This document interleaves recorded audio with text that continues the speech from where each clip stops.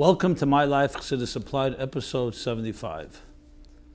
As we stand in the Bein HaMtzorim, which means between the dire straits of Shivasa B'Tammuz, the 17th of Tammuz, and Tisha B'Av, the 9th of Av, the saddest period in the Jewish calendar, so Chassidus, and especially the Rebbe, look for ways to elevate and to understand and appreciate the deeper meaning of this period. Because ostensibly you can simply say it's a period of mourning and grief where we remember the destruction of the temples, where we commemorate the other sad events that happened in this period of time throughout history, as the mission in Tainus at the end of Tainus enumerates. And that's that. We don't do weddings, no music, no extra leisure. But what Chassidus does in every given situation is illuminate the pnimius, the inner dimension. Because when you really ask yourself the question, is that an end in itself? Is grief or sadness an end in itself? And why are we sitting Shiva almost 2,000 years for the destruction of the second temple, and more than 2,000 years for the first temple? We know in Halacha, in Jewish law, Shiva is only for 7 days, and you're not supposed to sit more than 7 days. So when you start really probing and looking deeper into it, what Chassidus teaches is the inner dimension, that it broadens the topic to be not just about the 3 weeks, or the 9 days, it's also about all our sadness, that it's never an end in itself. Just like Chassidus explains about the Tzimtzum Hadishin, which is the first initial black hole. You can say everything, all the problems begin from there. The concealment is not an end in itself, it's a concealment in order to reveal. Seiso Amnas Livnis, you raise with a Z a building in order to build a greater building. So too, even the dips in our lives, even the dip in the calendar, which reflects the lower points in everybody's life. The Jewish calendar is, in a sense, a living organism where the ups and downs and the cycles of life are reflected in different periods of the calendar, are not an end in itself. And it's all really a concealment in order to bring a greater revelation. And thus, how do we deal with that time? Is by doing whatever we can that the Torah advises and halachically permitted to bring out simcha in this period. The Rebbe often cites from the Mukatcher, the Minchas Alazar, that who says, when it says in the Gemara, Mishanichnas Av Mamayitim B'Simcha, so the month of Av begins, we benched Av yesterday, Shabbos Mevorchim Av, Menachem Av, begins later this week, Friday. So Mishanichnas Av Mamayitim B'Simcha means as Av enters, we diminish in Simcha, in joy. He says, Mishanichnas Av Mamayitin, you're mamayitin of the negative impact of b'simcha, through simcha, which of course is not negating the ostensible and basic meaning of what of is all about. It's teaching us the pnimius, and how do you do it? Through tziyim b'mishpat tepada v'shaveh b'tzedakah, p'kudei Hashem yisharim mesamchei leiv, mitzvos, and learning Torah and doing things that are allowed, that bring joy in halachic and Torah manner in this fashion, in this period and in this fashion. And this becomes the essence of what the focus is. It's interesting to note that the Rebbe, throughout his Nesius and leadership, there are many things he focused on and put a lot more emphasis on. And there's a certain common denominator you'll find, that the emphasis was in being mechadish, things that may have become weaker by Klal Yisrael, whatever reason, through golus or through forgetfulness and so on. Like you'll find, even though there's a Mitzvah Pesach, Mitzvah Matzah, campaign to Tzipah Matzah, campaign for Zdorim, but you don't find as much emphasis for Pesach, and the same with Yom Kippur, as for example you do with the Bein HaMtzorim. There's like Hakel, Zayin Cheshvan, Tu B'Av, many of the obscure Simchas Beis HaSheva, many of the things that seemingly became not so focused on or emphasized enough, the Rebbe made a big tumul about it. And Bein HaMtzorim is one of the Chidushim of the Rebbe where he really went and literally transformed it, like we say, Yehovchi Yom HaMeil L'Sasim L'Simcha L'Moedim Tevim, to do whatever it takes through the addition of Torah Mitzvos, the addition of Avos Yisrael to counter the baseless sinas china, baseless hatred that destroyed the second temple, the cause of destruction of the second temple, through learning Hilchos Beis HaBchira, learning the laws of Beis HaMikdash. By learning the laws, it's considered as if we rebuild, doing everything possible to counter the so-called negativity of Bein HaMtzorim. Why the Rebbe? Why not in previous generations? And the answer is twofold. Number one, we've already suffered enough. And when you've gone through the negative, enough negative in life, there comes a point where you can begin to look for the simcha, that the inner simcha even in these darker moments. And number two, as we get closer to Mashiach, a taste, you begin to taste the Yehavcha Yom Melo. So though you still have the guidelines and directions of halacha that we have to stick to, but we do everything possible, which also explains that Gemara itself, when it says comes right together, just as when Av enters we diminish in simcha, the same is when other enters we increase in simcha. What kind of equation is that? Both words simcha? I mean, what is the just as?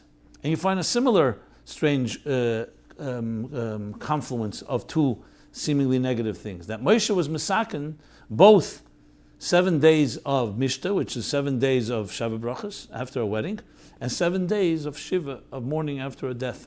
Why bring the two together? The Chassidus is very clear. Because in truth they're both different ways of reaching Simcha.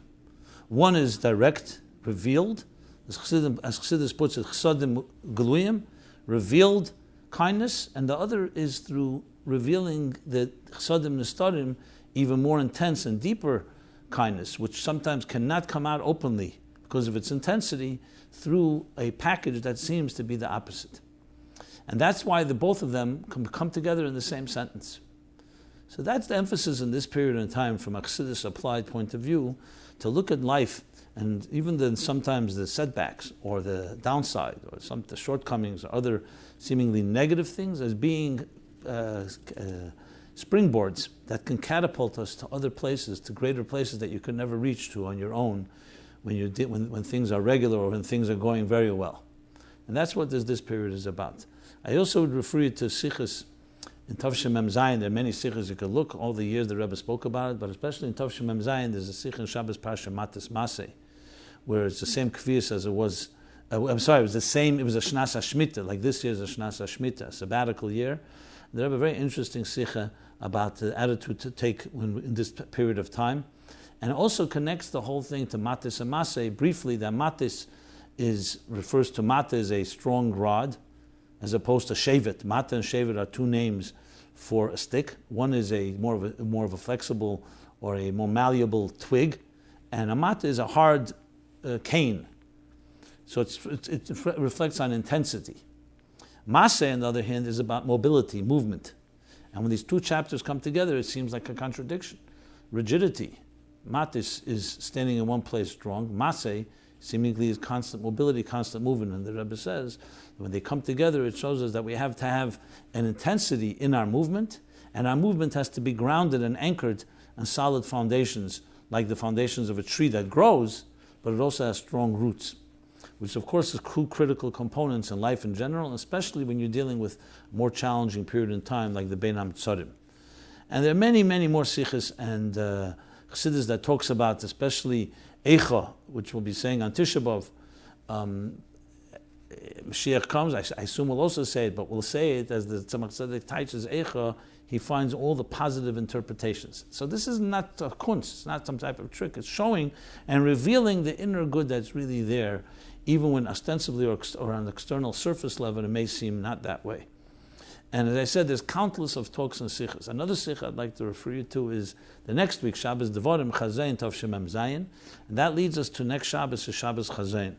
So being this is a Sunday before that Shabbos, let me share a few words about that. The Rebbe often would cite Rabbi Hillel Paritcher quoting the Taich of the Levi Yitzchak Baditchever. Incidentally, the Rabbi Hillel Paritcher's yahrzeit is also in the 11th of Tafresh Chav Dalet, which is brought sometimes in the footnotes in the Sichos. So what's the word from the Baditchever? Shabbos Chazayin. So the pashtus, the simple interpretation Chazayin is negative. Chazayin Yeshaya saw a vision of the destruction. Comes the Baditchever and teaches with a moshel. No, Chazayin means that on this Shabbos, every Jew is shown from a distance the Beis HaMikdash. Chazayin goes on the vision of the Beis HaMikdash HaShlishi, the third temple. And he gives an example that there was a father, a king, who loved his son dearly.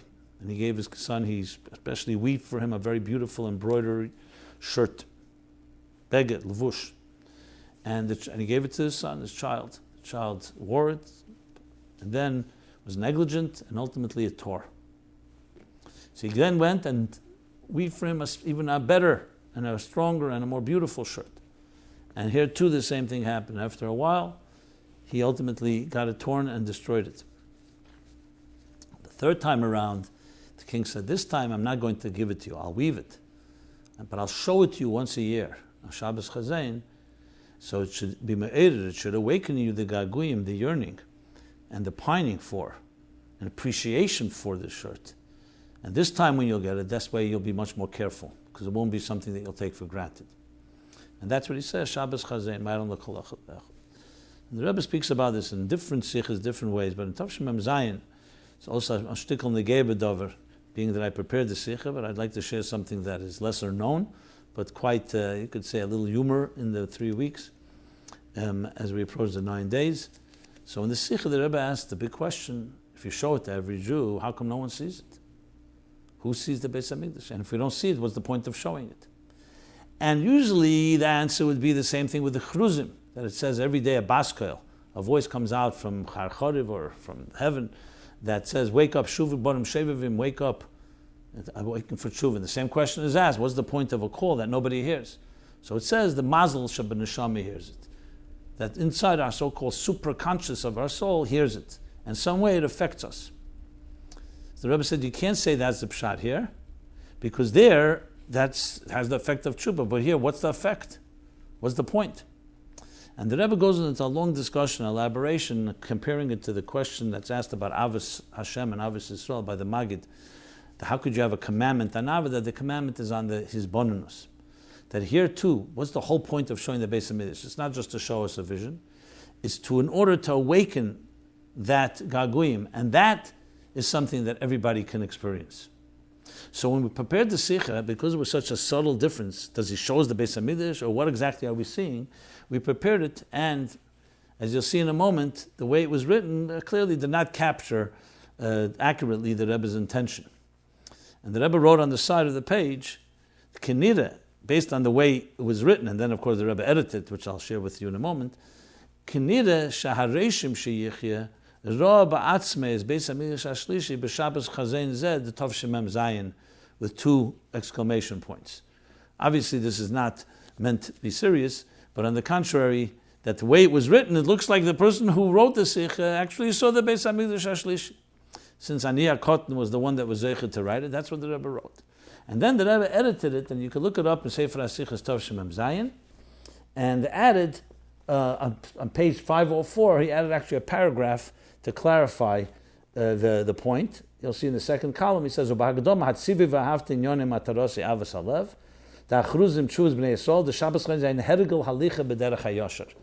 Rebbe, in his inimitable, poignant and succinct style, says,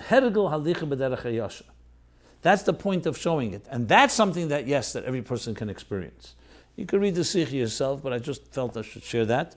And these are some points, as we've been doing the custom and opening up MyLife Chassidus Applied with some application of a period of time in which we are in.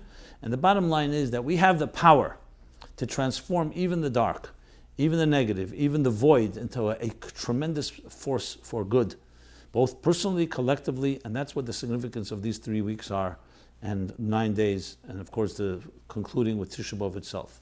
We'll be talking more about this when we get to Tisha B'Av, Shiva Chamisha B'Av. After that, that's our work right now, is to look at this period in time and do and reveal it through the ways that we can, the way the Rebbe suggested with the different things I mentioned in the increase of Teira, Tzedakah, studying Chuz Beis Abchira, addition of Avos Yisrael, everything possible to transform and reveal the real positive force that lies hidden within this Bein HaMetzarim, within these straits, these dire and narrow straits. With that said, let us move on to some questions. Just as a usual announcement, to present a question, to please go anonymously, please go to meaningfullife.com/mylife, and there you can submit any question. Nothing is off limits. We try to answer every question. If it's not this week, next week. Some of your questions that have not been answered, some of you have noticed that sometimes it takes a few months. We often gather the questions and put them in one group. But bottom line is, every question is read, every question I personally read and review, and so please don't hesitate. This is a forum, an opportunity to try to bring all the ideas of Chassidus, the Rabbeim, to questions that plague us and challenge us in our personal lives, our emotional lives, our psychological lives, any other area that Chassidus has what to say, which really is every area, frankly. Now, so we're dealing now with the issue of dealing with challenges regarding dealing with rabbis. So this is a topic I've addressed in the past, but more questions come in, so we'll take those and obviously try to either, I'm not going to repeat word for word what I've said, I refer you to previous episodes regarding that, but I'll add anything that may be relevant to this particular question. So here we're dealing with the criticism from your rabbi who happens to be your boss, or from your boss who happens to be a rabbi, who happens to be a rabbi. Workplace tensions can be quite challenging. The difficulty is only compounded when working for a rabbi. In previous episodes, you discussed dealing with toxic behavior. Can you elaborate on that when dealing with my rabbi boss who always unfairly criticizes for nonsense and responds with anger? I learned in Hayom that we should embrace rebuke. But is this true in every situation? Are there times that you have to just ignore criticism and move on? If so, how exactly can you create boundaries and not be affected by every form of criticism? Can you provide some sources from the Rebbe about a rabbi working under another rabbi? I listened to your classes and it's been kamayim karim al nefesh hayefa. I thank you very much. To translate, that means cold water on a parched soul. Thank you for your kind words. Okay. Well, let's put it this way. We have a Torah and halacha that addresses every given issue. If someone's working for someone, there are halachas that talk about the relationship between an employee and an employer, the obligations they have to each other. This is true whether the boss is a rabbi or is not a rabbi. There's a Torah, there's ethical behavior, there's commitment. So I don't know if this issue is necessarily unique. It's only with it's a rabbi, you would expect higher standards and you would expect more sensitivity. So I understand that emotionally it's a deeper issue. But the bottom line is everybody's subject to the same laws and the same halachas. So not knowing the particulars of the situation, let me say the following. This is more general guidelines. If indeed you have a rabbi who is your employer, and someone you look up to or someone you should look up to and behaving in ways you think are unfair, of course, you go with different approaches. You start in a simple approach of trying to perhaps address it if it's bothering you that much. If that doesn't work, maybe you bring somebody else in that can help address it without instigating, without becoming somewhat of a pest or nuisance, because then, of course, it can only exacerbate the situation. If it's something that requires more intervention because it's the gravity of the situation, so there's Rabbanim. I'm not suggesting going to Din Torah or doing something that's more extreme or that can be considered like a declaration of war, but we have a Torah for these things. Now, in many situations, they could be swallowed, like you point out. Maybe you can move on and just ignore, and that's his personality. It comes down to how it's affecting you and how it's affecting your work. If it's truly detrimental and undermining your work, which is your work for him, for the rabbi, so maybe you have to point that out. Maybe you have to point that out in a positive way by saying, that I think some words of encouragement, maybe some positive reinforcement is due, etc. So every situation is different. Now, of course, you have situations where the boss just may be a certain way, and that's that. Now, if it's intolerable, then maybe time to move on, if you're indeed an employee. What's suggested is that you're actually getting a salary from this boss. We're not talking about, for example, a shliach, who has another shliach who's in a different place, and he has to answer to him, but he's not subjugated to him on a daily basis in the sense where he's getting a salary. That's a different challenge, a different type of situation. So this is basically using a practical approach, following Torah and halacha, not reciprocating and trying to, and in any way making the fire greater, trying to be wise about it. Usually if you take a sober approach and you get some good objective advice, you usually can deal with many situations. There are always situations, of course, that become, as I said, intolerable and difficult, and that has to be judged and measured, whether it's possible for you to continue the work, if it indeed is on the level of abuse or something of that nature. Unfortunately, Just because he's a rabbi doesn't mean he's immune from human flaws and frailties. We all have our challenges. Obviously, it's far more painful when it is a rabbi, of course, and someone that you look up to, someone who's supposed to be representing Torah, Yiddishkeit, Chassidus, the Rebbe, and so on. But nevertheless, as I said, humans are humans, and you have to figure out and balance this. Now, I'm not necessarily saying anything that's rocket science here. It's practical approaches, but the Rebbe actually did answer this way to a number of people in letters when they ask about situations like this, to speak to people al-Assad, sometimes someone that can influence. But always be careful not to make the problem worse by sounding like you are going and getting, let's say, other people involved and embarrassing your boss, because even if you're entitled, that may just cause more problems than solve. So you have to take all that into consideration and recognize that if your objective is a positive one and you don't get enmeshed and entangled with him psychologically or emotionally, you can usually find some type of balanced approach to deal with issues like this. Next question in the same category. A questionable minion had. My husband and I received much clarification on how to approach a complicated issue we have from your article entitled "How to Find a True Rabbi," which you published on your website.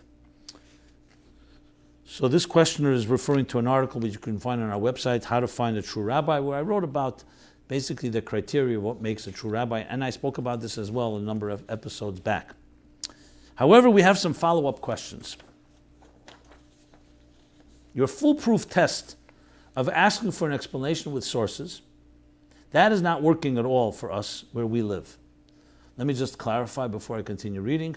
I suggested there that one of the ways to go is mehechen dantuni. If you find a rabbi who says something that seems inappropriate or questionable, or you have a problem, rubs you the wrong way, so the approach is to go over to him respectfully and say, what are your sources? In a kind way. And you'll find a rabbi, this is what I write in that article and I've spoken about. You'll find some rabbis will become offended and like say, who are you to ask? They'll say it or suggest it as much. Others will say, it's my own idea. And the humble rabbi will say, here are my sources, here's how I interpret it. And we'll speak in that type of fashion, in being able to actually trace, retrace, and corroborate and confirm what he said.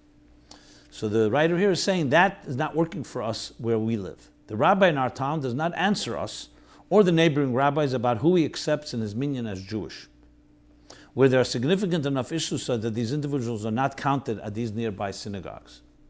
Recently there was a Shabbos where there were not even 10 men in the room, never mind what their lineage was, and after davening he told my husband he didn't have time to explain how he continues as if there was a minyan. We asked several other times, but there was no answer forthcoming. My husband feels stuck. Either we go away for Shabbos or Yontif, or he's uncomfortable in shul, counting and recounting the men in the room, and he doesn't want to be counted as a number 10 when there's really no 9 additional Jewish men in the room. I know that generally one can rely on the rabbi's head count, so to speak, but it's just not good enough anymore, particularly since the 3 neighboring shluchim don't agree with him either. Can you help us make sense of this? It's very unpleasant, and until we're able to move to another area, it's putting quite a dark cloud over the most holy day of the week. Okay, very blunt question. Again, I have to qualify anything I say because I don't know all the circumstances, and I'm assuming you're depicting it exactly as it is, which is that it's possible that some of the people there are not considered roy and worthy to be part of a minyan due to their non-Jewish identities, and also the fact that he's doing certain tefillahs that should be done with a minyan, which is also, there are many places where there's certain tefillahs you're allowed to, there's certain sections in davening which you could say without a minyan. And many people, when they don't have a minyan yet, begin with that, and sometimes actually go back. So I'm not sure whether all the circumstances are actually warrant that there's a problem here. But let us assume that there is a problem, even though that's a bad assumption because you always say, Kol Yisrael b'cheskes kashrus. Jews are always a cheskes kashrus. Why would you assume that? Because the writer of the letter, I'm assuming, is depicting exactly the situation. Why I'm qualifying this so many different ways is because I so often get questions, and when you start really probing, you figure out, actually the issue is not an issue. The rabbi is very careful. And the tefillahs that he says when there's no minyan may be ones that you could say when there's no 10 quorum. But let's assume that all that is not the case, that there's indeed something wrong, and other rabbis, other community neighboring rabbis agree there's a problem with that. So it's a general question that you could ask about any given shul where you feel the rabbi is doing something, or you know the rabbi is doing something that you think is not halachically appropriate, or cutting corners, and so on. So here, the number one advice is to go to a Rav and ask what you should do. What should be your role in this? Should you participate? Should you not go to shul? Which means, are you by not saying anything or being part of the problem, or contributing to the problem? Is there a concept of hechiach techiach? Is there making a statement privately, obviously not in any way that embarrasses and addresses this? This is a question, a halacha question, not a Chassidic question. Obviously, it's always sad to hear a rabbi not living up to the right standard. But again, we have to know what his position would be, what would be his response. So the first thing I would advise discreetly to talk to someone else and not even say necessarily names, because the point here is not to embarrass anyone. The point is to get clarity. And then say, what should I do? It's a halachic question, which, as you know, I avoid answering halachic questions here. Halachic, I can't say it's black and white halachic, but it needs halachic expert to give advice. Maybe the halachic expert say, listen, he's doing what he's doing, you daven, and you don't have to necessarily participate. Or by your participating, you're considered, like you said, the 10th, to minyan that's not really a minyan. Maybe you shouldn't be there in the first place. This is a halachic question that should be addressed to a competent rabbi. Obviously, don't go to this rabbi. You have to go to someone that's objective and that's outside of this given situation. In general, if you're in a situation where you're losing respect for your so-called rabbi, the one you're supposed to look up to, here going back to what I said earlier, you have to measure your level of tolerance. You know, there are shluchim. There are people who go out to communities where there's nothing there, no kashrus, no minyan, nothing. And they see their job is to make that environment better. So instead of feeling like a victim, even though you could say you're not the rabbi, maybe your role is to help higher the standard in a positive way, not by criticizing the rabbi. Maybe maybe you should go and find 5 people that are Jews that should come to the minyan, that are definitely Jews. Why you just, because from the tone here, it seems like, you're a victim, whatever the rabbi does. Why don't you take the bull by the horns and help bring more people into the shul? Maybe that's the solution. Every one of us have to see ourselves as a rabbi or a shliach. I understand you could say it's not my responsibility, I'm just coming to daven there, I'm just a balabos, I'm just a recipient. But that's not what the Rebbe taught us. The Rebbe taught us we have to take responsibility. When you see a situation, do something about it. I remember once giving a class. I give a Wednesday night class every week in the city. Many people come from all backgrounds. And many secular people who have no clue what a Torah class is. Sometimes people come, we have yarmulkes, and they put on a yarmulke. Sometimes a person doesn't put on a yarmulke. Sometimes I notice, sometimes I don't notice, because it's a big room and you never know who's what. So once it was in a shul when I was giving this class back in a number of years ago on the Upper West Side, and there was a guy clearly, obviously sitting in the back of the shul who was not wearing a yarmulke. In the middle of the class, I see someone starting to make a ruckus, not from the class, someone from the shul. And he waits till I finish the class and starts yelling at me. Could you give a class like this and there's people coming in without a yarmulke? So I asked him, let me ask you something. You saw him without a yarmulke sitting in a class. Why don't you go over and nicely offer him a yarmulke? He started yelling even more. What does that tell you? It tells you he's just selfish. He's not thinking really what's good for the person. He sees I'm giving the class. He's looking for anything to do to criticize. There's a Jew there. Go over to him and say, it's a nice thing to do is to wear yarmulke and give a class. You think most people would say, no problem. And the person would say, I don't want to. Fine, then you either ignore them or you figure out whatever approach you take. But he didn't think like that. He was thinking, what's good for me and what's the way to criticize what's going on. The Rebbe often a number of times would tell the story that he once told the Frierdiker Rebbe that he was in Paris, I believe, and he gave tzedakah at night. Someone came over to him and told him, you're not supposed to give tzedakah at night. The Frierdiker Rebbe's answer was, probably that person doesn't give charity by day too. Because what's it coming to criticize? Yes, it says this for him. I'm not getting why the Rebbe did it. I rely on the Rebbe. I'm not concerned about it. So even if he didn't have that respect, but because people who suddenly criticize, it's about them. It's nothing to do with the inyan. So if you have an issue, and I'm not trying to put the onus on you, let's say indeed the rabbi is doing something that's questionable, or more, or worse. Why not help in that way? Adrabah. Bring people from your work, inspire people. This is how the Rebbe taught us to solve problems. Yes, we could sit and just criticize and bicker about it and be negative and so on. And that's in general not just about a minyan, about anything. You see a problem, there are many positive ways. If you're a healthy, positive, confident person, instead of looking to say this is bad, and again, I'm not turning around the question on you, I understand the issue, and that's why I said you have to ask a Rav and so on. I'm just adding another dimension, another component, which is a very good sign in general how people look at problems. They either say it's your problem and they just criticize, or they do something. And sometimes they do it very discreetly and very confidentially. No one has to know, but they improve the world, their corner of the world. That's what we were sent here to do. You see a problem? The rabbi may have his issues. What are you going to do about it? That's sometimes what you have to ask yourself. And not always just look at who's there to blame, even if there is someone to blame for something. Okay. Do women have an afterlife? Completely new question. I was at a levaya earlier, tragically, which of course made me start thinking. What kind of yeshiva shalmaila? It's basically a celestial academy. Yeshiva shalmaila is where the neshama study Torah. When they go up after the neshama departs from this world, goes to Gan Eden. What yeshiva shalmaila? What type of kind of yeshiva shalmaila is there for women? What does Gan Eden look like for us? We imagine tzaddikim sitting and learning. Where are the women? Are there male and female neshamas, souls? May Mashiach come in our days so that we can experience Gan Eden here on earth. Okay? Since one person has this question, I assume others, and I think it's worthwhile answering. So first of all, let's begin with a fundamental foundation. I'm not sure even why you're assuming that women don't have any responsibilities. Number one, women have many mitzvahs that they are obligated to do, and they also study Torah. I've quoted a number of times the sikha from Emer Tov Shinun, where the Rebbe talks and gives the whole big picture about women studying Torah, especially in their mitzvahs that are connected to them and their connection to even the Torah of their children and their husbands and so on. So why would you assume that women don't study Torah?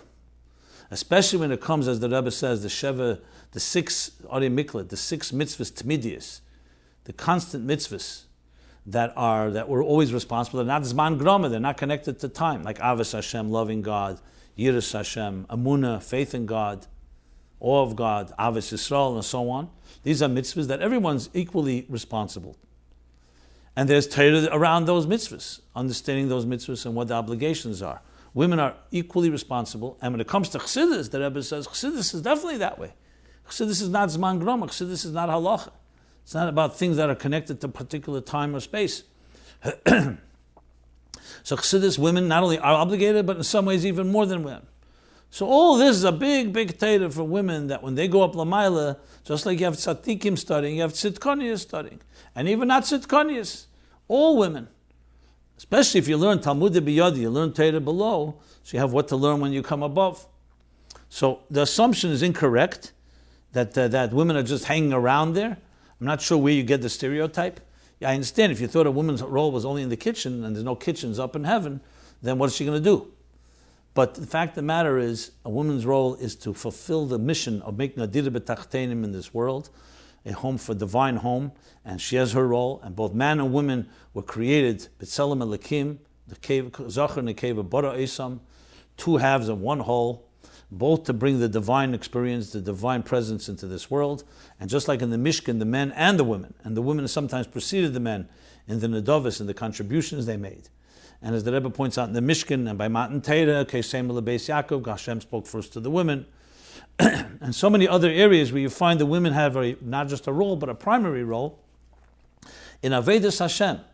So therefore, obviously, when the Gan Eden, where we schar mitzvah, everything you do in this earth, the revelation of the reward and the revelation of our activities here are revealed there. I'll add one more thing, L'chvevusa de Milsa, which is just a beautiful little piece. There's the famous story that in Tofresh Nun Beis, Shabbos Chayel, Shabbos was Chayel, Shabbos Pasha Kisave. Chayel is the birthday of the Baal Shem Tov and the Alter Rebbe, and the famous sikha that was said 25 years later, Tzadik Zayin, the Frierdiker Rebbe, from Tofresh Nun Beis, revealed a new thing, that his father went up to Gan Eden on that Shabbos. It was Pasha Kisave Chayel, and he heard 7 Torahs, 7 different Torahs from the Baal Shem Tov. And this happened by Hukitz, not in his dream. There's an unbelievable psyche in Shabbos Parsha Kisove Chayel Tavshin Mem Zayin, literally 50 years from Tafrei Tzadik Zayin and 75 years from when it happened. But the Rebbe explains it in a beautiful way. But one of the interesting things that's noted there, not just does he tell us what the Torahs are, but also that some of them were said with both men and women there. And this is not in Elam Haza. So both men and women were hearing the Torah of the Baal Shem Tov. And the Rebbe explains that in the Sikha, Shabbos Parsha Sovei, Tavshim Mem Zayin, edited and Muga by the Rebbe. So clearly, yes, absolutely, women, just like men, have not only, the Rebbe doesn't like the word afterlife. He says in the Yechidus and Tavshir Chav to students, it's not an afterlife, it's just a continuing journey of the soul. So Elam Haba is absolutely for men and women, both Elam Haba in the context of Gan Eden, and of course Chiyas HaMesim for everybody, men and women. So that's the answer. So feel, everyone should have Arichas Yom V'Shanim Tevis, but feel consoled that our grandmothers and great-grandmothers are studying Torah in heaven, just like our grandfathers and great-grandfathers. Everyone fitting to the neshama that they are in their role and their mission in life. Okay. Next question. A little more controversial. Well, they're all interesting questions. The next question is abandoning mitzvahs in the name of therapy. In the reference to the discussion of soul over body in episode 73,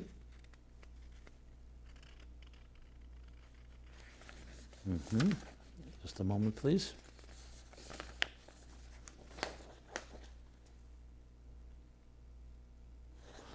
In reference to the discussion of soul over body in episode 73, I had a very hard childhood, very limited love, tons of criticism, physical abuse, and lack of nurturing, guidance, and structure. It was a very negative and strict religious experience. Top that with my community, which I won't mention. I had panic attacks as a child. I still suffer from depression and anxiety and social anxiety. I'm a procrastinator, didn't finish my studies for my career, don't study my hobby, waste a lot of time and struggle with financial straining addiction. My questions are this. Is it expected for me to have a mature mind and das to overcome the challenges of my nefesh habamis? Number two, I'm getting professional help. I'm working on not being so critical on myself. And I feel that daily mitzvahs and Jewish guilt stand in the way of my growth. When I fry out and don't feel the pressure of performing each mitzvah, I feel more calm and light. Is this okay for the healing process? The critical voice inside me, which didn't help much in my Yiddishkeit in the past, says, it's a Yetzer Hara technique, more pain, more gain, etc. Thank you very much. Be blessed. So firstly, my heart goes out to you and to anyone else in this given situation. And it's a complicated discussion. It's both simple and complicated, I should say. So let me just begin with two key points. Number one is this, throwing out the baby with the bathwater. Yes, unfortunately, most of our experiences and our awareness and definition of and relationship with God, with Hashem, with Torah mitzvahs, is what we pick up from our parents and from our early formative years. If it comes from a healthy source, meaning healthy home, healthy family, then God and mitzvahs are presented in a healthy way. If it's coming from an unhealthy place, unfortunately they can contaminate and distort what Hashem is, what mitzvahs are. And then when you grow into an adult, you cannot distinguish between the two because the presentation of mitzvahs and God were all affected by the distortions of what your educators and parents presented. So some people literally have allergic reactions to mitzvahs, to certain things, because it was done with a stick, it was done with anger, it was imposed, dogmatic, judgmental, condescending. The list goes on. Questions, what do you do? That's really the question. Which is, I'm just rephrasing. Because in truth, and this is critical, the whole point of Torah and mitzvahs, mitzvahs came to make us the healthiest type of people we can be. What's a mitzvah? A mitzvah is not just a commandment, it comes from the word connection. It connects you to your soul, to your destiny, to your purpose. What is health in general? And what is lack of health? Illness or infection creates disconnections. It can be a blockage that doesn't allow the circulation, God forbid, to flow properly. It can be a nerve pinched. It can be another form of impediment. Health is when everything is flowing, everything is connected. It's one fluid movement of breathing, exhaling and inhaling, blood circulating, the nervous system, all the other muscular system, and so on and so forth. The same thing spiritually. What is spiritual health? When everything is connected. When you're connected to your own self, when your chesed and kindness is being actualized, your gvura, your teferes, your netzach, your seid malchus. Because the soul is also made up of components. And just like the body has its vitamins and minerals and other nutrients that nourish it, the same thing the soul. What nourishes and nurtures the soul? Not physical food, spiritual food. What spiritual food? Mitzvahs. A mitzvah is not just you're doing something for God. It's God who created life, told us here the things you do that will make you be the healthiest possible person. So here's where the real irony, more than irony, the tragic irony. So someone whose mitzvahs have been presented to them, not in this way, in a very unhealthy way, it's as if you're trying to give a child healthy food and vitamins and you give it to them in a very unhealthy way. That gets tremendous confusion. It would have been in some ways better not to give it to them because they wouldn't have this distortion. So now you're in a situation where you feel that the mitzvahs are a burden and not allowing you to be free. So number one is the first thing I say is like this. That's not the truth. Mitzvahs are here to help you be free. They help you become healthier. What you have to distinguish is how it was presented to you. The people who presented it in the wrong way. And that's the key thing here. Now, if it comes to pekuach nefesh, something to save someone's life, you eat chazer and Yom Kippur if necessary, if the only way to save a person's life. Same thing here. If doctors say there's certain things you must do for health, well, I'm talking about a doctor who's a Yireh Shamayim and a person who respects and understands, not just who's flippant or finds and is frivolous about things. Then it's a question of life and death. But in most cases, dealing with psychological issues, the key thing here is to learn how to separate the mitzvahs and Torah and the God that was presented to you by unhealthy people and abusive people, and learn how to appreciate them in a healthy and positive way. That takes time. That takes work. Because they get very confused. It's like a snowball effect. It's like the bad cells are now together with the good cells. And that's why people have to go through sometimes a rigorous and very difficult journey of learning how to extricate the Torah and mitzvahs and God and throw away the negative experiences around it and extract that which was the real healthy components of it. I know it's easier said than done, but that's my response. And it's important to have people who appreciate and are sensitive to this that can help you determine if it's coming from your nefesh habamis or nefesh halakis. But overall, just to summarize again, the truth is performing a mitzvah should never be a force that can cause you to be unhealthy. It's perhaps the people who told you how to perform the mitzvah, or the people they told you what it should be. That's what distorts the picture. Like Rabbi Bitachtonim said to that self-proclaimed atheist, the God you don't believe in, I also don't believe in. So first let's have a reinterpretation of God. Same thing with mitzvahs. Have someone, a Chassidic, a warm person, a loving person, show you how you do a mitzvah, show you how a mitzvah is a healthy force in life. Then you have a whole different way of looking at it. And I've seen this numerous times, where people, whether davening or other things, had very negative experiences as children, and then when they learn the positive, they say, wow, I can't believe it. So it's like someone trying to force upon you to play piano or exercise, and they do it in a very abusive way. You'll hate going to a piano. That's why you have to learn from someone who loves and does it with love, and then you'll want to learn how to play piano. I'm just using that as an example. Or exercise or other things that help us grow. I remember once telling a person in Santa Cruz, where I spoke a number of years ago, many years ago, Santa Cruz, California. It's a long story, but briefly, it was a person who grew up in a from home and in New York in Borough Park, and then went off. And she asked me, where do I come to find the spiritual dimension of Judaism that she never heard? All she heard was dogma, anger, condescension, judgment, guilt, and so on. So we spoke about this concept of mitzvahs, and I shared with her an analogy that I heard once, a type of, parable, that when God created the nightingale, a bird with a beautiful voice, and the nightingale came to Hashem and said, thank you for giving me such a beautiful voice, but I need something to protect myself with from predators. Because I may be perched on a branch in the dusk, serenading into the night,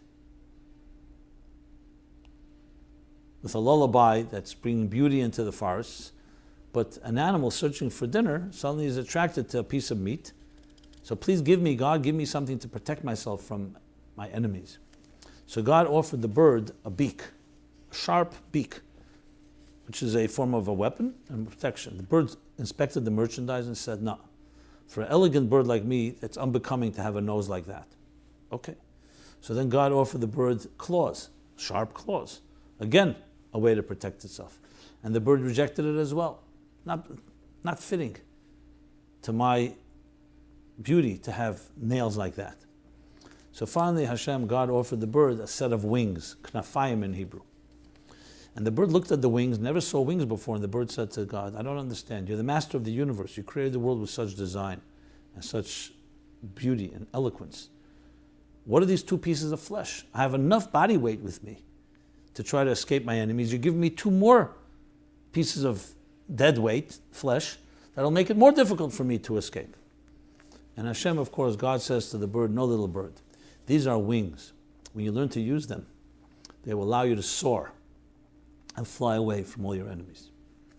And I shared with this woman and a few other people that evening, so many years ago, it's almost 20 years ago, 18 years ago.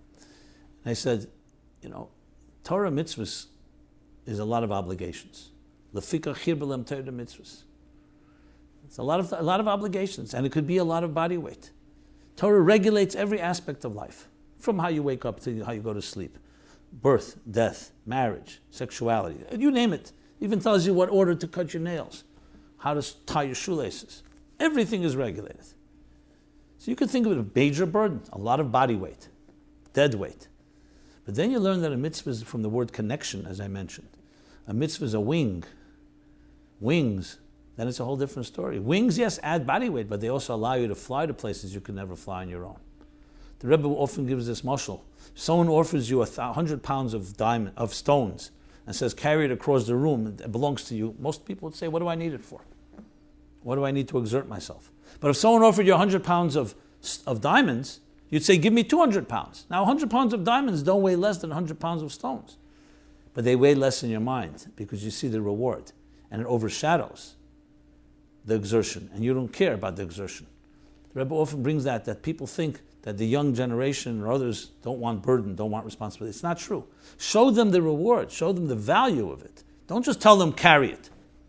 Torah mitzvahs is wings.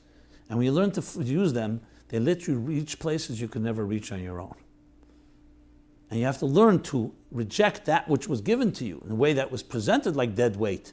And we just have to do it. And what a brach, how difficult it is to be a Jew. And I wish I was freed from all these burdens. On the contrary, if you see them as diamonds, as wings, they lead you to places you never could come to on your own. Never. What's the saddest thing is to see a bird that's grounded and can't fly. What's even sadder is a bird that has wings and doesn't know it can fly. The end of the story was a very emotional. She began to cry, and the people there, I also began to cry. It was a very emotional, but it's a way of understanding Torah mitzvahs. So our hearts go out to anyone that's been hurt by parents, by education system, by any system that has hurt us, especially using the stick and wielding a stick of Torah mitzvahs. That's the worst possible thing, because it contaminates. It contaminates, it's toxic. So it's one thing you don't have Torah mitzvahs, but you have it and it's presented in an unhealthy way. It's like abusing tevel v'sheretz biyadeh, to submerge yourself in a mikveh with a sheretz, with a animal, with a dead carcass, corpse in your hand, is the worst possible thing, because it's machal shem shamayim. It desecrates the whole concept of Yiddishkeit in that person's mind. That's why Kiddush Hashem is such a great mitzvah, and Chil Hashem is such a horrible mitzvah, such a horrible Aveda, I should say. Why? Because what you're doing is not just doing an Aveda, you're making people think, look, this is what people here's a person who should be living up to a higher standard. You're essentially desecrating God's name. And that, in some ways, is the worst possible thing, because they never will change from that. That can change their whole perception and never be receptive, because that desecration took place. So we have to learn how to separate the two and say people are people, but there's Torah mitzvahs is not the way they represented it. They represented it wrongly. The God you don't believe in, I also don't believe in. And I collaborate more and more because it's a critical topic and it sure affects everybody. So, imreku.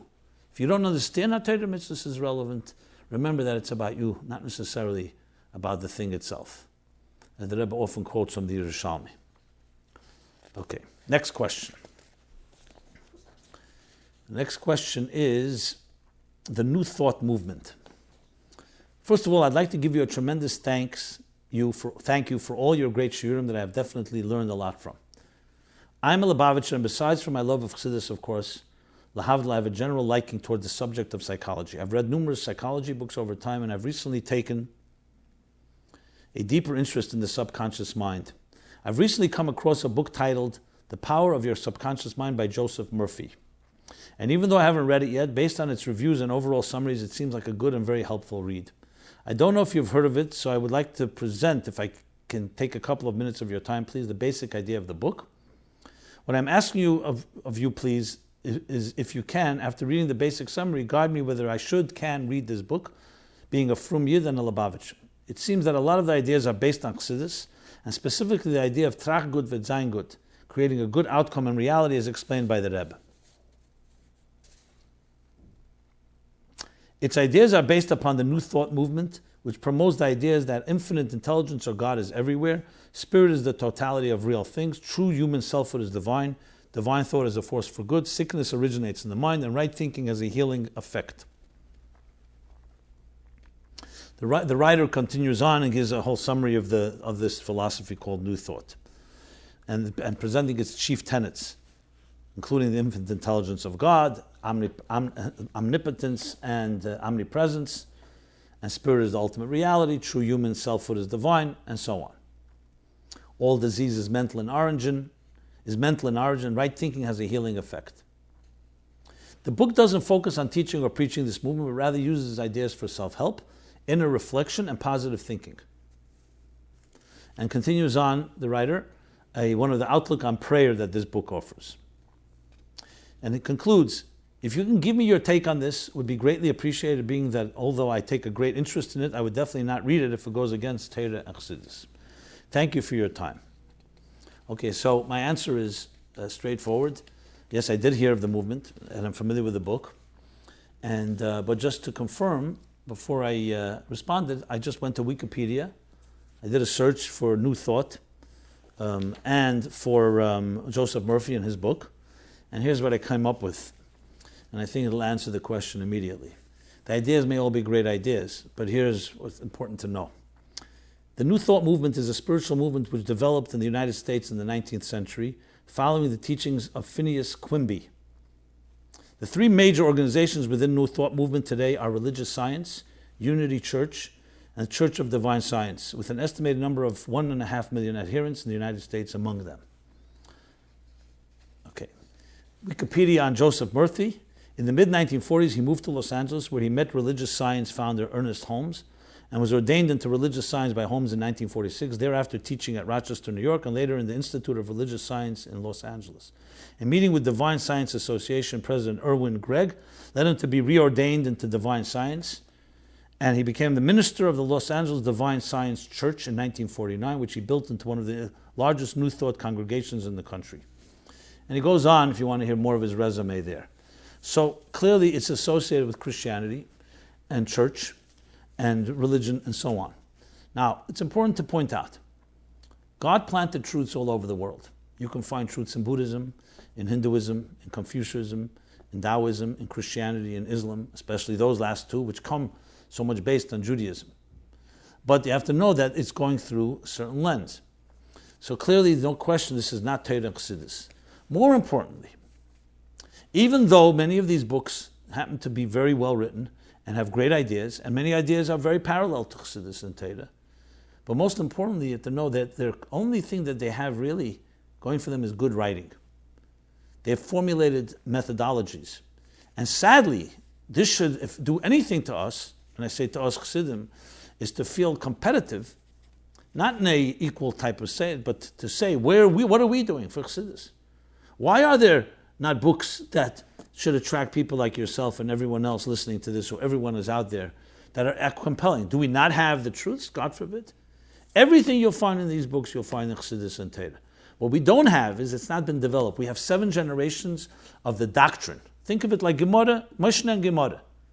But we don't have developed enough, far less than should be, methodologies, systems, language that's palatable, that's relevant, that people can access. It remains mostly esoteric and beyond many people. This is really the driving force behind Chassidus Applied in the first place. So my response to all of this is, number one, yes, stay away from this stuff. And I don't speak of a closed-minded person. I've read things that maybe I shouldn't have read in my life. I'm not talking here from some type of fear. On the contrary, I'm coming from strength. It's not afraid of books like this or others. But you have to know there are sources we have. The Alter Rebbe wrote a Tanya. He says all the eitzes are there. If you don't know what the answer, if you can't find them, go to the Gedalim Shabeir. We have responsibility. And I was trained not to think in terms of, okay, what do we do? We have to think in terms of what are we going to do about this, not just throw up our hands and say, oh, they have better books and so on. So my response to you is not just a negative and saying, don't read this, don't. I'm not into the don'ts. Do read Chassidus and find how to apply Chassidus. Now, if someone after the fact has read some of these books or has experienced it, on the contrary, like any Baal Tshuva, take that, look what he says in the end of chapter 8 in Tanya, and says, use this wisdom. On the contrary, use it to teach Chassidus in the proper way. We have the calling of our time, which the Mashiach said to the Baal Shem Tov 9 generations ago, in Tov Kuf Zayin, Rosh Hashanah, when he went up to Gan Eden and he saw Mashiach, he asked him that question, to disseminate and distribute the wellsprings of Chassidus to the outer outskirts, to the outermost recesses, outermost corners of this world. That's our mandate. It never changed in 9 generations. On the contrary, the concentric circles only grew, with the Rebbe calling chutza shein chutza mimena. Not just chutza midas compared to meichen. That's our mission. And we never should waver from that mission.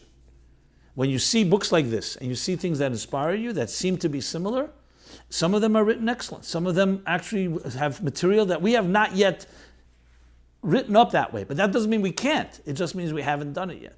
That's how we should look at these, and maybe that's why God allowed these books to proliferate, because they maybe can motivate us and stimulate us to do something about it and present Chassidus in better ways even than those books. And there are many, I say it again, Chochmah b'goyim tamin, and even religious and spiritual ideas you can find by goyim. You can find it in places that come from sources that may not at all be holy sources. Bilam was the greatest prophet after Moshe Rabbeinu, and he was not Jewish. He was a prophet, a real prophet. So the concept of prophecy or the concept of divine revelation is not exclusive to Jews. However, we as Jews have Chassidus, and on the contrary, Chassidus, and I can tell you from personal experiences, is relevant even to the non-Jewish world. Our time has come, and this is the challenge of our generation. I have no doubt that this is a big part of, if we did this properly, or at least we made an effort in this direction, we would have the Gula here today. No question in my mind. So that's my response, and next time you could just look up the Wikipedia yourself. But again, I don't want to be focusing on the negative, stay away from this day, because just talking what you shouldn't do doesn't usually go anywhere. You have to tell people, this is what you shouldn't do, but here's what you should do. We have to have a positive approach to everything, and even when we see something that may not be exactly appropriate, that should motivate us to do what should be done. Before we get to the essays, I'd want to launch a new feature, which I've begun doing, but not officially, which is to answer a question of Chassidus. Many questions come in on actual Chassidish questions, a mimer or an idea in Chassidus. So please also submit your questions in that regard if you like. And the question of this week is, Dirah Bitachtonim, creation or revelation? Because time is short, I'll be mu'at machzik hamaruba, try to answer it. But here's the question. There seems to be a seeming contradiction in Chassidus about Dirah Bitachtonim. In some places, it says that transforming this world into a divine home is a chidush, like yesh ma'ayin. Tiku tofrei samach zayin, a psyche like in Shmois Chelik Vav, L'Kutei Sichos, Volume 6, Shmois Beis, and other places. Other places it says it's a form of Gilei Helam. You're just revealing the inherent good that the world is there already. And that's in the Sikh of actually Yud Shvat in the same volume, L'Kutei Sichos Chelik Vav. And of course the Farbrengen of Yud Shvat Tov Shel Lamed Beis, where the Rebbe spoke Bosel Legane Legnuni, that the world is really a garden. And you have to reveal that. Now, this is just a small matter. This is a critical difference of how we look at the universe and at human beings.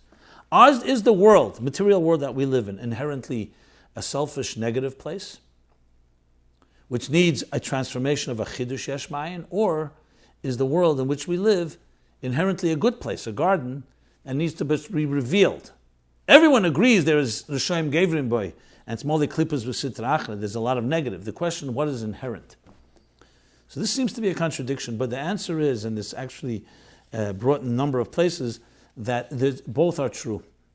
Both are true. There's a certain element of Chiddush where you take a place, a Moli Klippas V'Sitra Achra, the mere fact that this world, Miketz Tov Shem Mem Zayin, the Rabbi speaks about it in a beautiful sikha. It's printed now. In Sefer HaSichas Tov Shem Mem Zayin, and also in Hisofis to Chelik Chav Hei, volume 25, L'Kutei Sichos. The mere fact that you take a world that is resistance to God, a selfish world, and you make it receptive is a Chiddush. But there's another part of the world which has a divine element in it. And it's not a contradiction. We need to do both things. Shviras HaKlippa, like Shviros and Zui Takanosam, we have to break that resistance. And then there's the second thing, is revealing the inherent good. In a way, in Tanya, he says the two things about a human being. Is a human being inherently good, or Yetzer Leva Adam Ra Menorov? In Pasha Bereishis, it says we were created B'Tzelem Elokim, the divine image. In Pasha Neich, it says Yetzer Leva Adam Ra Menorov, which is the side of a person from the heart that is Ra, from an Ura, from childhood, is evil. The answer is both are true. We have a Nefesh Elokis and Nefesh Habamis. So in the first part of Tanya, he talks about Moyach Shal Talev, how do you control, how do you subdue, how do you subjugate the animal soul. But later he starts talking in chapter Yud Zayin and on, how really Ava Musha Teres, there's the core soul inside of a Jew is really good. It's not a contradiction. So we need to do both things. There's breaking and therefore transforming the Chiddush part of it. And there's another component which is revealing the good. And both are necessary because Dirah Bitachtonim has to have both components. You want it to be a Dirah Matos-Massei. That's Chiddush. Because Atzilus is not as Gilead Helam. Atzilus is revealing the Komos Chosum, that which was there before, but it's now revealed God's attributes. In Elam Hazeh, it's a Chiddush. It's Elam Hazeh, Helam v'Hester. There's no divine revelation. And you want Atzmus, not just Gilead Helam, not just Giluyim. That's a Chiddush element. But it also has to be Begidrei Tachtenim. It has to be something that doesn't just break this world. If it was just that, it was just Chiddush, then it would not be internalized and integrated. So we have the second dimension, which is the Gilead Helam, that in the world you actually have a beauty that is embedded, that's hidden. And we actually can reveal. You could see it in human beings, the nobility in a person, the eloquence of nature, and so many other things that Megala, Gilead Helam. And both together is what ultimately creates the true Dirah Bitachtonim. The transformation of the darkness, or the concealment, and the revelation of the divine that is concealed within existence. Okay. Now let's go to the essays, and we'll conclude with essays. So we'll do 3 essays. Staying on track, responding to suffering, and getting through grief by choosing joy. Okay. So essay number 1, which is in Hebrew, by Chaim Shnei Zalman Halpern, Staying on Track, age 29, Magid Shir, Yeshiva Ktana, Kiryat Malachi in Israel. So basically his essay, and they're all posted, you can check them out, the new essays are posted at meaningfullife.com/MyLife/contest, as well as if you subscribe to our newsletter, you get every week the new essay that we post. So his essay, in Hebrew, as I said, is saying that many places discuss, we've heard many articles discuss and essays discuss how Chassidus can help you deal with particular issues. But what about once you've already dealt with these issues? How do you stay on course? What are lessons in Chassidus that can teach us to really fundamental methodologies of how to live? And he goes on to explain it in a very fancy and very sophisticated Hebrew. But basically, he sums it up into 3 points, using different examples from Maimorim. The Maimorim he uses the concept of Chidush Yesh Ma'ayin from the Baal Shem Tov, as well as Bar Achdus Hashem, as well as a Maimer from Cholzu, from the Rebbe Rashab about Eschalkus and Achdus, and finally a third idea from the Mittler Rebbe from Derech Chaim. And he sums it up that basically, in a method of life, you need to break things down into details. It's not just good to have a plan. The plan is to come down into details. Everything is in the details. So you understand the consequences of whatever coming, and it creates a long-term plan rather than just a momentary inspiration. Another is you need to have a very clear picture toward the goal, the way you're going to, with the end in mind. And finally, that you have to have faith and belief in the system, which keeps you, carries you even when things go difficult. So it's a very good essay. That's why it's up there in the list, and I encourage you all to read it. It's about, essentially, as I said, keeping on track. Essay number 2. Responding to Suffering by Usher Gutnick, age 29, editor, Tzivus Hashem, Crown Heights. All of us aspire to live happy lives. Lessons on the nature of happiness and how to attain it abound in Chassidic literature. But the question is how? How do you see the soul of the universe and not just get caught up in the moment where you're in pain and so on? Looking below the surface. And he brings the concept of Hashgacha Pratis from the Baal Shem Tov and asks the question, which he calls divine micromanagement. That's a nice way to put it. And talks about how everything is Hashgacha Pratis, part of a bigger choreography, a bigger plan. And he asks, but dismissing negative experience can quickly become tiring and can be perceived as being somewhat insensitive. So it's important to know what he addresses here is, how do you look at it by not suddenly justifying negative things in life, by saying everything is divine providence? So he said, these questions mercilessly gnawed at the back of my mind until I discovered a psyche that radically changed my understanding of Hashgacha Pratis at the Baal Shem Tov taught it. And he refers to the psyche in volume 2 in Chelik Beis. There was to Nochem Ish Gamzu and his student Rabbi Akiva. Nochem Ish Gamzu said, everything is for the good. He said, this too is for the good. Rabbi Akiva said, everything that God does is for the good. The difference between the two is Nochem Ish Gamzu was not fazed by negative events. So he was able to say everything was good. Rabbi Akiva, who actually saw the Churban Beis Hamikdash, does not speak about that.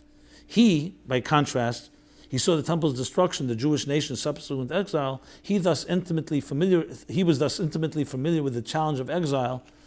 And he recognized that things are concealed. Yet, overall, he said that being that it's dark, it can lead to something good. And the Rabbi says that in today's spiritual dark age, when a man like Nochem Ish Gamzu would likely be considered dangerously delusional, rather than a paradigm of happiness, we can look to Rabbi Akiva, the layman turned scholar, the people's rabbi, and react to our failures and misfortunes by emulating his brand of faithful realism. Believing in God and the notion of Hashgacha Pratis on the one hand, but recognizing that not everything needs to be labeled good on the other. So I encourage you to read it. I would not say I agree with every point stated here, especially some of the wording, but nevertheless, this is a forum that allows people to write these essays based on Chassidus, so I encourage you to read this. But the idea is definitely very valuable of how to look at life without necessarily justifying the negative, but seeing the divine providence and moving forward. And finally, the third essay, Getting Through Grief by Choosing Joy by Yael Hanover, age 33, homeschool mom, Palm Beach, Florida. In my lifetime, I have met dozens of people who have ceased to acknowledge God's existence because a benevolent God wouldn't allow certain things to happen. Dead kids, war, the Holocaust, bad politicians, hangnails, you name it. For a while, I was even one of these people. Looking at me now, it's hard to believe, but under that shaitel is a mind that once couldn't wrap itself around the presence of a living God. Under my long-sleeve shirt is a heart that once shut him out. And then she goes on to speak about her personal experiences as a teenager and how she grew through it and how Tanya helped her understand that we really cannot comprehend God. Years later, I would come to refer to the Tanya as operating instructions for the soul. And that's where I found the resolution to the conflict that pushed me away from God as a kid, and later I would find information powerful enough to strengthen my spirit for the greatest challenge life could offer. I don't want to spoil it, but she goes on to speak about an unbelievable tragic event that happened to her. And instead of destroying her life, what had ended up happening was giving her the ability to reach deeper and find, as she puts it, an inner strength of God, despite the Ava Musateres, the deeper love that can only come when you have such a negative experience in your life. When you read that, I guarantee you're going to take a gulp, as I did, that section. And basically it comes down to not becoming a victim, but taking responsibility and growing through the process. What's unique about this, even though the statement may have been said before, is obviously the credibility of a woman writing about it so personally. I strongly encourage reading this. It's a very powerful lesson and a very, very empowering message that each of us should hear. God should help none of us should ever know of any sadness, but especially now that in the 3 weeks as I opened up this episode, it's a time to look into that dark hole and realize that there's deeper divine power there, and we have to. Our job is to reveal it. So everyone should have a healthy and a meaningful and a simchadika week, simcha memayitim besimcha, which means through simcha to memayit, to diminish the forces of and menachem of, as the Rebbe says, menachem. It consoles the negative elements of, which is the power that we have, not just the power to celebrate, but the power even to negate and to counter and to in some ways diminish the negative impact of a period like this. And it should only be simcha, and we should be zeichet to Mashiach even before Rosh Chodesh, before Tisha B'Av. Yehavchi yom meil l'sasun l'simcha l'mayadim tevim. As the Rebbe concludes many of the sikhs during this period of time. This has been MyLife Chassidus Applied, episode 75, every Sunday from 8 to 9 p.m. And please send us your questions. Also, any questions you may have around Chassidus, or anything that affects you in your life. It's an honor and a humble honor to host this program and to continue to do so, as I said, every Sunday, 8 to 9 p.m. Everyone have a very gebenchte week.